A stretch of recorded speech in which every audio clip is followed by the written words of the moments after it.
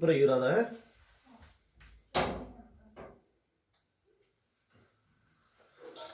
देखिए तो अब दीर्घ स्वर संधि के बाद हम लेके आए हैं गुण संधि। अब इस गुण के बारे में समझिए, है ना।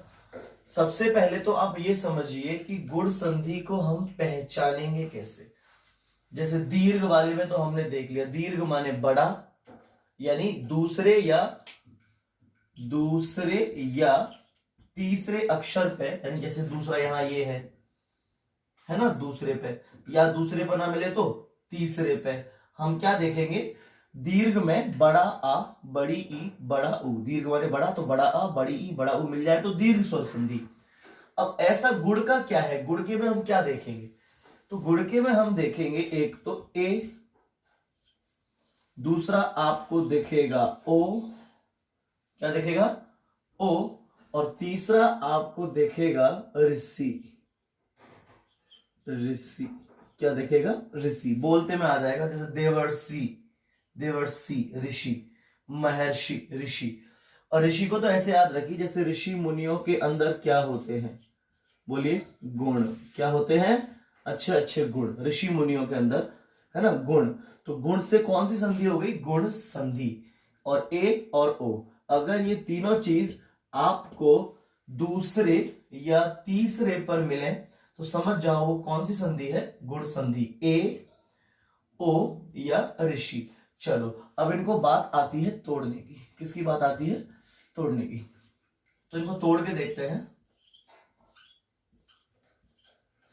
सबसे पहले नरेंद्र, नरेंद्र में जहां से पहचाना है वहीं से टूटेगा, ध्यान रखना, है ना। और टूटते कैसे हैं, आ या बड़ा आ उधर टूटेगा ई में, तब बनेगा ए, यानी यहाँ क्या बन रहा है, यहाँ ए बन रहा है।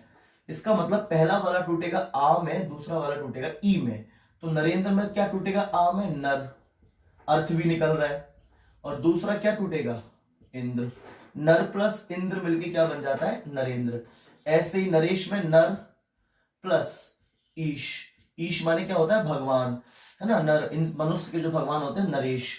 ज्ञानोपदेश, इसमें क्या टूटेगा, मालूम मैं भी तोड़ दूं ज्ञाना तो अपने आप समझ में आ जाएगा, ज्ञाना कोई वर्ड नहीं होता, तो क्या टूटेगा, ज्ञान प्लस, अब यहां आ है तो आ और ऊ मिलके बन जाता है ओ। तो ए वाले में क्या होता है, आ प्लस ई, और ओ वाले में क्या होता है, आ प्लस ऊ, यानी आगे टूटेगा ऊ। अब क्या बचा, पदेश, तो लिख दो उपदेश, है ना। ऐसे यहां तोड़ो, मह, मह नहीं सही नहीं है, महा, महा मतलब महान, है ना, महान।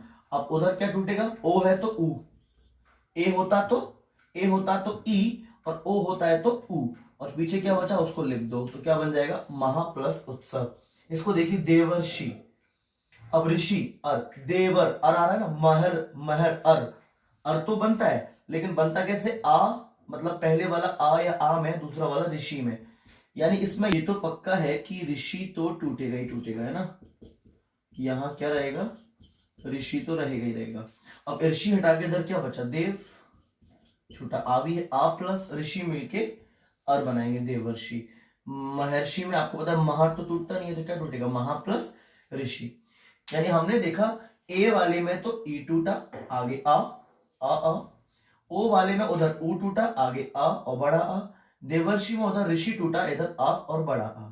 समझ में आ गया आपको, है ना। इसको कहते हैं गुण स्वर संधि। और पहचानने का बता दिया कि दूसरे और तीसरे अक्षर पर आपको ए या ओ या ऋषि मिलेगा, ऋषि में तो गुण होते हैं, तो गुण स्वर संधि। समझ में आ गया। तो अगली वीडियो में हम अगली संधि लेके आते हैं।